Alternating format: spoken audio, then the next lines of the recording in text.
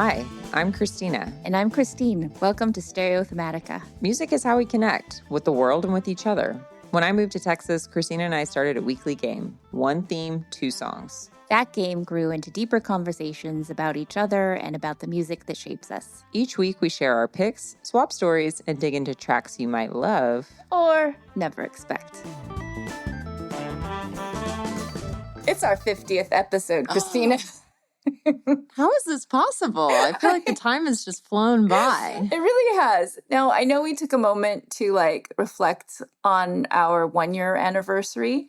Yeah. But I feel like 50 episodes deserves a little moment to acknowledge that. It really does. We should take a moment. I am actually prepared for this moment. Oh, yeah. Tell me. I'm wearing a special t-shirt just for you for our 50th episode. Are you ready to see it? Yeah, I'm ready. What? Okay. The t-shirt says I fucked Mick Jagger. And it's a picture of Bowie. And it's a picture. Okay, thank you. It's a picture. So good, right? Yeah. It's amazing. I saved it for you. Thank you. You've never seen this, right? No, I've never seen the t-shirt, and I've never seen it on you for sure. Is this something that my mother gave it to me? Oh, wow. It was hers. I remember when my mom had it when I was a kid, and I was like, that's a crazy shirt. Is that the same shirt that she had? So not just I don't know where she got it. Probably somewhere in Louisiana. Oh my gosh, that's but I did think it's funny. And do you know this lore about Bowie? I feel like I've heard things. Supposedly the song Angie is an apology to David Bowie's wife at the time, or girlfriend or whatever. Yeah. Anyway, did I hijack the 50th episode celebration? You did. That's Yay! But I feel like that's exactly where we needed to go for it. Good. I'm happy to hear that. No, because, I think what I want to say about doing this podcast with you is how much fun and levity has brought to my life, and just a really nice opportunity to ignore all the bullshit that's happening in the world, at least for a little while, and talk about music. Yeah, exactly. No, that's exactly how I feel. And just I also want to thank our listeners again. Yeah. There's so much to listen to out there, and they come to us week after week. And I think it's especially exciting to see all the countries. Every time there's a new country, it's oh my God, how did they get here? What did they Google to get to this podcast? So that's kind of exciting. Please tell us. Yeah, actually. We want to know. Yeah. If you're a foreign listener, write in. We have an Instagram and an email address. So, Christina, one of our most popular episodes for the international crowd? 29 countries. 29 countries. That's wild. All continents. I don't even know there were that many countries. Yeah. So every continent except Antarctica. We're getting there. Yes. Penguins? Yep. Coming for you. Wait, which episode? The episode is the longest song that you actually enjoy listening to. Okay. Yeah. And that's a very international song. Yeah, it is. Because I had Kraftwerk. I think that's it. Yeah. And your song was a blend of, I get it wrong every time. I know. What was it was Swedish. It was Swedish, Spanish. And Spanish. They're located in Berlin, yeah. So everyone check out that episode if you are interested in our most international episode ever. So for our 50th episode, I thought it would be kind of, maybe fun isn't the right word, but I wanted to do something kind of special. Okay. Yeah, something very, that really kind of exemplifies who we are as a podcast. I've been itching to do this one for a long time. So, of course, when I proposed this theme, I had a specific song in mind, even though plenty of songs really fuck with me in good ways and in bad. This one that we're going to talk about, and this theme we'll get to, wreaks havoc on my nervous system. So that's why I purposely went with the word visceral as a theme instead of saying, say, songs that make you cry. I know you're also deeply, easily affected by music, so I figured this would be a good one for you too, right? So the theme is visceral. Christina. Yeah, tell me. No, and I appreciate you calling that out because, song that makes you cry, I mean, there's a million out there. Yeah, that's another theme. This is not that. So I definitely, I appreciated when you picked this, and also you, I think, shared a little bit, because this might have been earlier on in our game playing when we used to share a lot more, like when we would share our songs. And I remember you telling me the story, which I'm excited for you to tell our listeners because it's really powerful. But yeah, I mean, it's, to me, I totally got it right away. It's like that song that makes you like physically feel something. Yes. You know? Yeah. Yeah. All over and every time. Yeah. So, Totally. okay. Now, before I share my song pick for the theme, a song that causes a visceral reaction every time you hear it, I want to set a little scene. So the day was November 21st, 2015. I was driving to accordion class across town from Culver City to Atwater Village. Dang. Shout out Dave's Accordion. It had been raining and the sky was super cloudy. I'm listening to KCRW. I think Ann Lit was the DJ.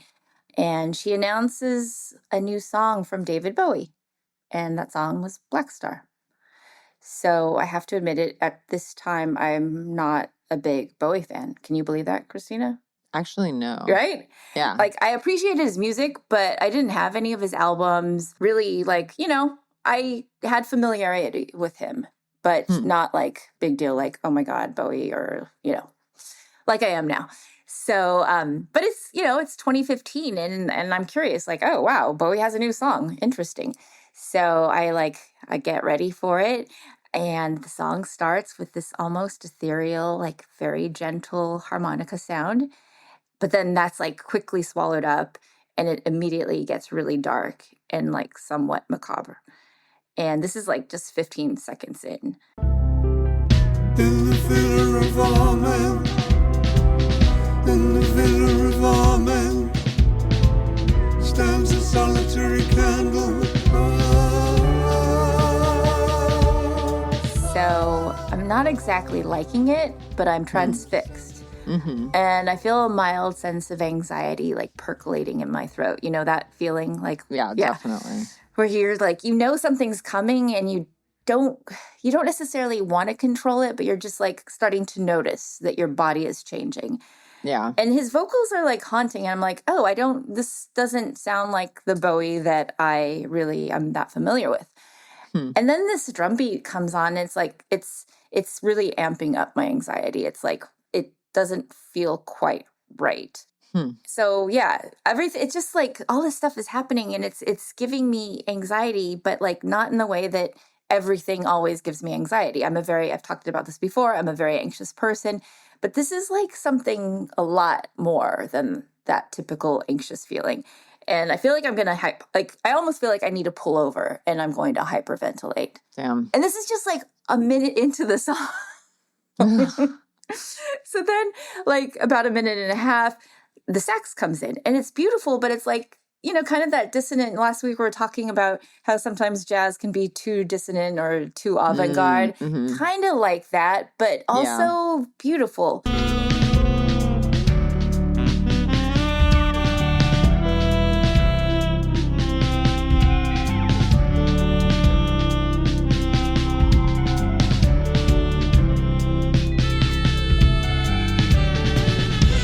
So it carries on like this for another couple minutes and the vocals are making me nauseated now. Like I'm feeling it now from chest to stomach. And it's not that I don't like them. I'm just like, what is this doing to me? It's almost scary. Like what's going on with my body? I've been deeply affected by music many times, but this is like next level. And I'm not a woo-woo person and I'm not like spiritual, not that there's anything wrong with that. But like what's going on is like truly ineffable. Like there's something special happening in this moment, even though it's not comfortable. Now I could have easily changed the channel, listen to music from my phone, put on a podcast, but I did want to listen to more. Like I'm compelled, like what's going on? Of course, like you're having this crazy reaction. You're not just going to like change it. So then at about the 4-minute mark, when the songs like, most songs are over, and this song is 9 minutes and 57 seconds, by the way. So at the 4-minute mark, it starts to open up. And I feel the same warmth you might experience when you're like taking a walk on an overcast day, and then, when the clouds like open just a bit and there's like a little bit of sun and blue sky, and you kind of like feel that warmth. So I'm feeling that. But then in real life, the sky above me is like cracking open too. And I'm feeling like the actual warmth from the sun. So this is just like, it's too perfect, all this happening at one moment. So my body's like now tingly and like feeling like good tingles and like, oh, like completely different than what I was just feeling. And then I don't just tear up, but I sob as I listen to this part. Something happened on the day he died. Spirit rose a meter and stepped aside. Somebody else took his place and bravely cried, I'm a black star, I'm a black star. So then I get home, I looked up the song, and it had just been released a few days earlier on November 19th, 2015. And there's a video, and it's a very scary video. And it says that the album of the same name, Black Star, Bowie's 26th studio album, will be released in 2016. Okay, Christina, so sorry. Thank you for putting up with that. But I just wanted to set the scene for this visceral reaction that I had. Were you familiar with the song when I shared it? Any reactions? I remember when the album came out, and I am kind of one of those people. So, that I've loved Bowie since I was a child, and I don't like listening to music from artists like when they're older. Yeah. Like maybe that's ageism or whatever. No, so when I knew the album came out, I was like, well, I'm not listening to that. Yeah. Which is really bratty. I never listened to this song until you shared it with me. Oh, wow. Good. Okay. And I'm not going to lie, it was upsetting. It is upsetting. And then, okay, so let me get into the video. So I get home after accordion class, I watch the video, and the same thing happens to me. But like now it's more intense because now I have the visuals. And if the song was dark, just hearing it for the first time, like the visuals are just like next level. It's filled with this symbolic imagery, a dead astronaut, cult-like figures, Bowie with bandages covering his eyes and like little pebbles as his eyes. It's confusing and it's just really uncomfortable to watch. But then again, that 4-minute mark, it shifts and the darkness lifts a little, Bowie looks peaceful, and the music becomes calm. He doesn't have the blindfold anymore, and it's almost holy. And he's holding up a book that looks like a Bible, and it has a black star on it.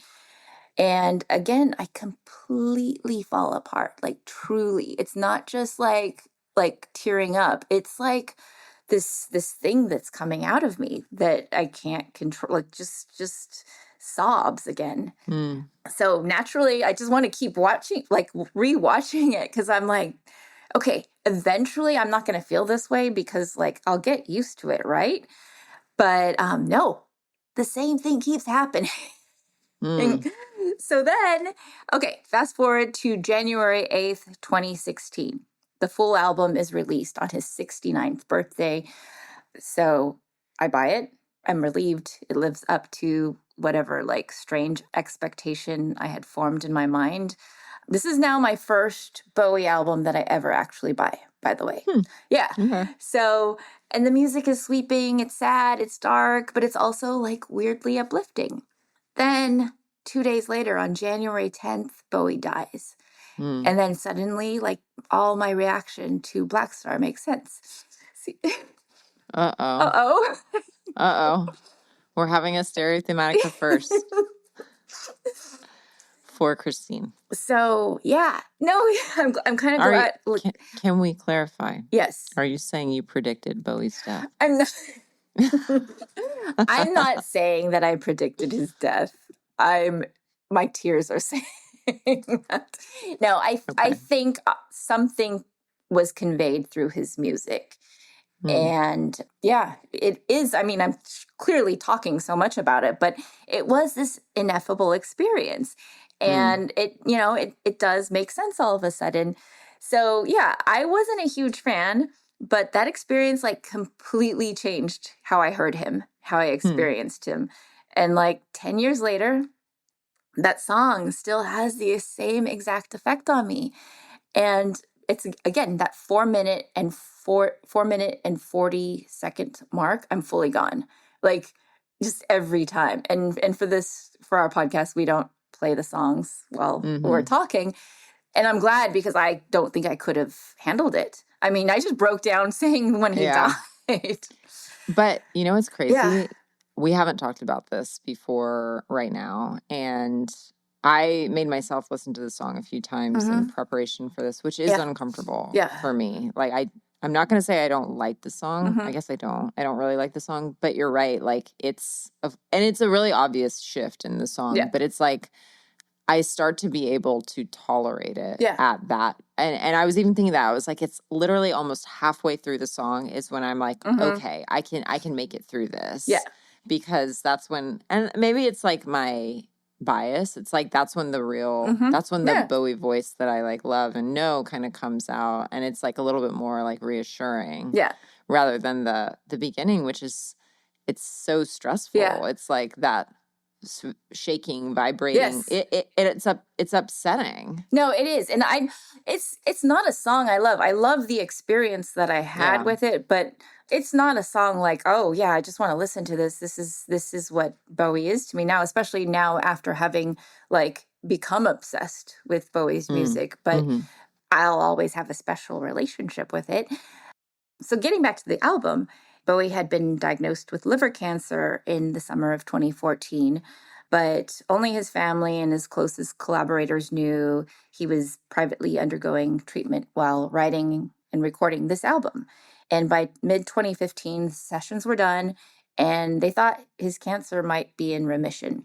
Tony Visconti, his longtime producer since the 60s, said Bowie didn't want nostalgia. He didn't want to look backward.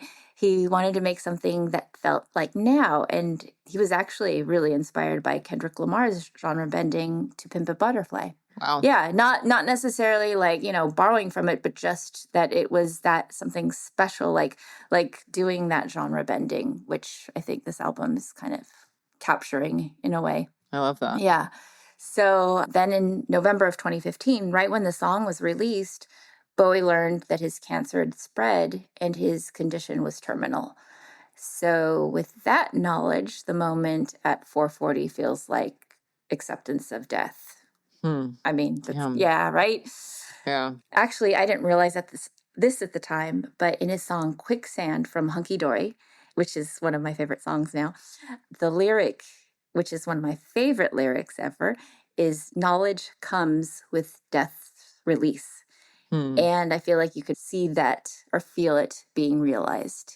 And Interesting. you can, I don't know, it's realized in that moment at 4:40, like he's accepted his death in a way.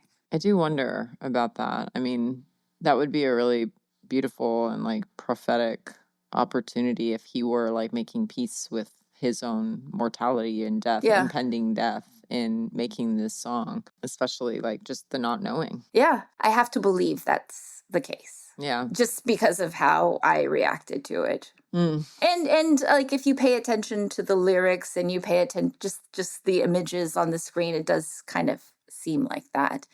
So what I think I'm reacting to is someone metabolizing their own death and somehow turning that into warmth, into the light through the clouds. I mean, which is wild because a black star actually, astronomically, in my limited understanding, is the opposite, something that can't let its light out at all. So, nothing's on accident. But the fact that that song still hits me the same way tells me this wasn't manipulation or drama. It wasn't like theatricality. It was just truth transmitted through music. So, yeah, there's truly so much more to say about the song, the album, the other songs on the album, the other videos, the symbolism. But hopefully I've given enough to justify this as my visceral pick and make you all look at the show notes for some fun reading. I have a lot to share on it. So, yeah. I do think the fact that you cried during this recording justifies your visceral pick. Yeah, I think, for us. So. Yeah. You don't have to explain anything to anybody.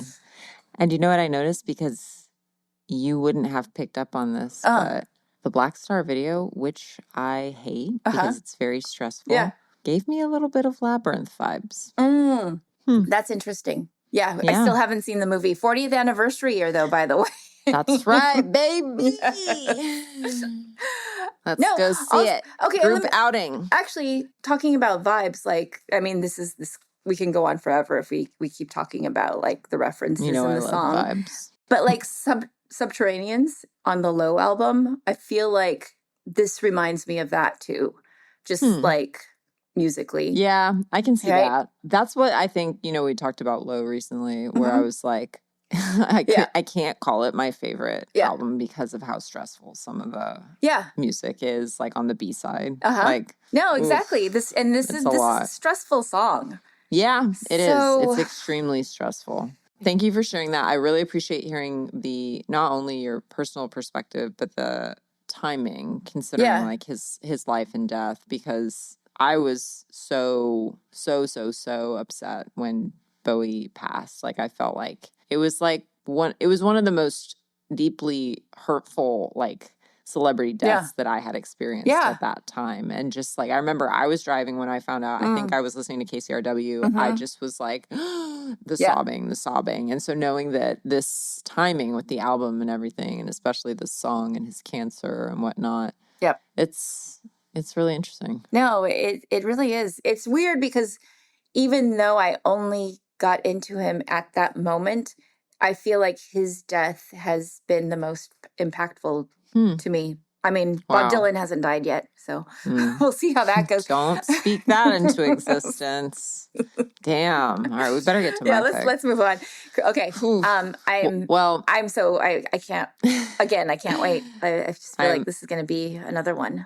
I'm curious what our listeners will think, but I am glad that you called out at the beginning about like the songs that make you cry and the difference, because like and this is going to come off, I think, kind of annoying the way I say it, but I am not trying to be annoying. I'm not trying to say, I feel more than anyone else. But like sometimes with music, I do feel things so incredibly deeply to the point that it can be uncomfortable. Like it can be a challenge for me. But yeah, I cry a lot with music, and it's not just because the song's sad. Like sometimes I get like, if you're at a concert and like the energy is so high, like that can make me cry, even if it's like happy music. But I even went to this performance recently. We have this old abandoned, I mean, it's not abandoned, but it's non-functional water cistern here in Houston. And it's such a cool space. And we actually went to a performance there. It was a mezzo-soprano and a percussionist with no amplification except for just the perfect acoustics of this space. So it's very big, and they're actually across from each other, like in this building, like way, way, way across from each other. But you can hear everything so perfectly. So it was this performance of like different things like Gregorian chanting. There was a Nahuatl performance. Like this woman is singing it all, and it's happening around you. It's surrounding you. And it was so incredible, like just feeling all the music that I could feel the tears coming up in my throat. And I'm just like, oh my gosh, this is so... you can feel the music. Like that's what I thought was like that visceral reaction, which was very cool. But that's not what I'm sharing today. When you shared this theme, I knew of a song right away that was the song for me. And that is Hyper Ballad from Bjork's 1996 album, Post. We live on a mountain, right at the top. This beautiful view.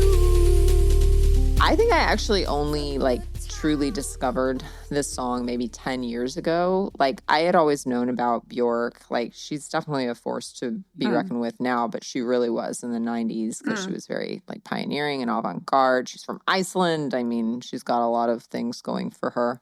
But I was never a huge Bjork fan. What about you?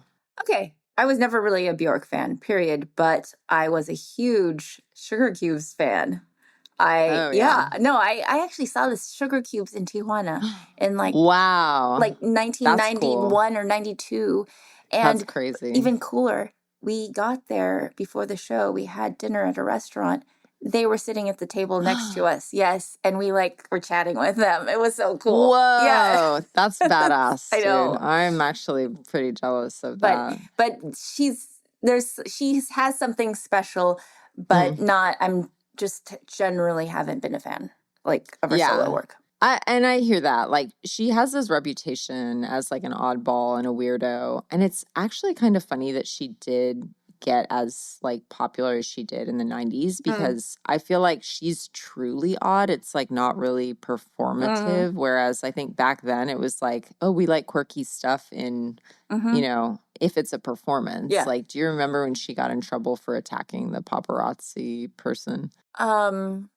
I'll have to find a video. Okay. But the thing is, I defend her in that moment. They were like getting too close to her family, but it was like, Bjork's crazy. She attacked a paparazzo, whatever. Yeah. So anyway, I've really grown to appreciate her artistry and the unique way in which she expresses herself. And this song, Hyper Ballad, I mean, I had to laugh when I read the Wikipedia article about it, because they say this song incorporates elements of folktronica, acid house, and synth pop. Fun group of genres, right, Christine? No, and that's probably why initially I'm like, I don't really like this.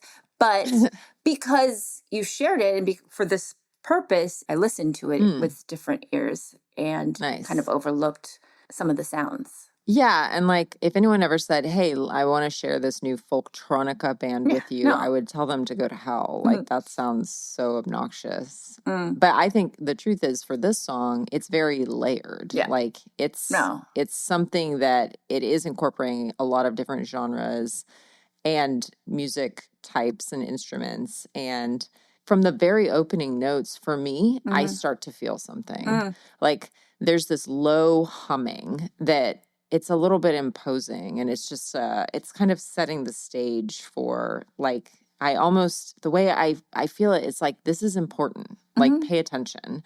And then there's this like staticky, like, kind of percussion. It's teeing you up for something bigger.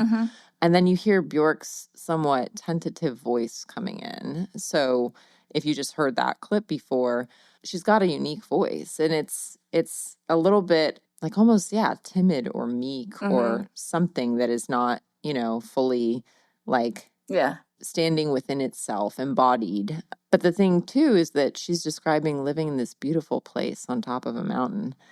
And then she's talking about going to the mountain's edge, where she throws things off so that she can see and hear them fall and crash. And the combination of the humming, the shaky percussion, this alternating high and low kind of like pitching sound, it's almost hypnotic. So I feel like sometimes if I'm like really in the right place, when I'm listening to this song, I'm like entering a trance. It's like equal parts serene and frenzied, and you're just kind of like locked in feeling, especially if I'm listening to it while I'm driving. And it just kind of makes the world around me melt away.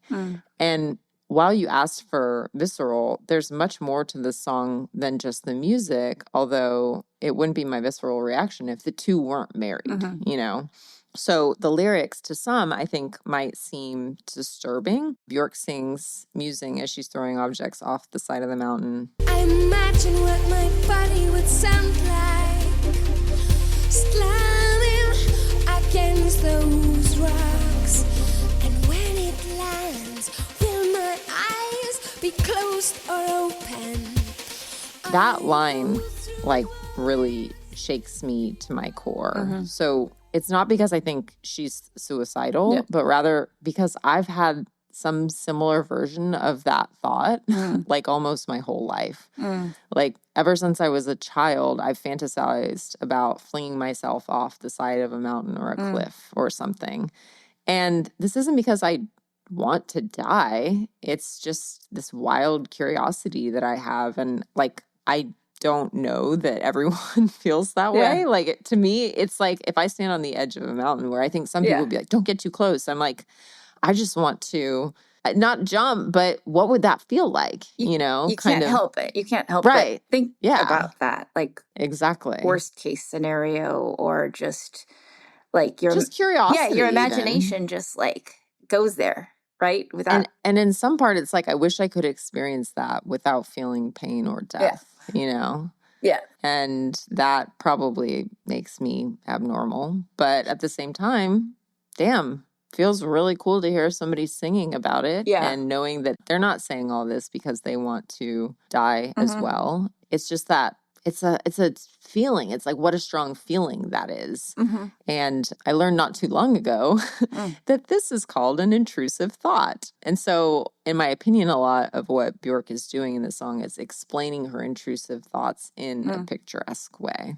I think I mentioned to you yesterday that while I was preparing for this episode, I was shocked by how moved I was by listening to it closely. I mean, I was just sitting and listening and felt myself just overwhelmed with emotion. And I have listened to the song many times, but as I was listening with this new mindset, I was just truly overwhelmed by how much I could relate to the sentiment. And what Bjork actually had in mind when she was writing this song, it wasn't what I interpreted, but it is really interesting. And I'll share word for word, and it's kind of long, so I'm sorry. But in an interview she gave in Record Collector magazine from 2002, Bjork said of Hyper Ballad, quote, "I guess that song is about when you're in a relationship and it's going really well and you're really happy and maybe you have given up parts of yourself. To fall in love and be in a relationship for a long time is like giving a lot of parts of you away because the relationship becomes more important than you as individuals. It's a bit of a tricky balance. I think everyone in a relationship needs to know not to forget themselves.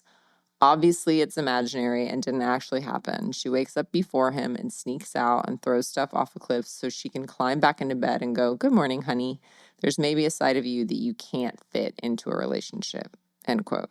So to me, that's so interesting. Like her way of kind of experiencing this relationship where you're giving a part of yourself away. And I think this makes a lot of sense as somebody who's like a fiercely creative artist, you know, and I'm not that, but I think maybe one could experience that. And I don't in my current relationship, but I have been that person before who gives my whole self away for the sake of a relationship that rather than keeping a part and hopefully a large part just for yourself.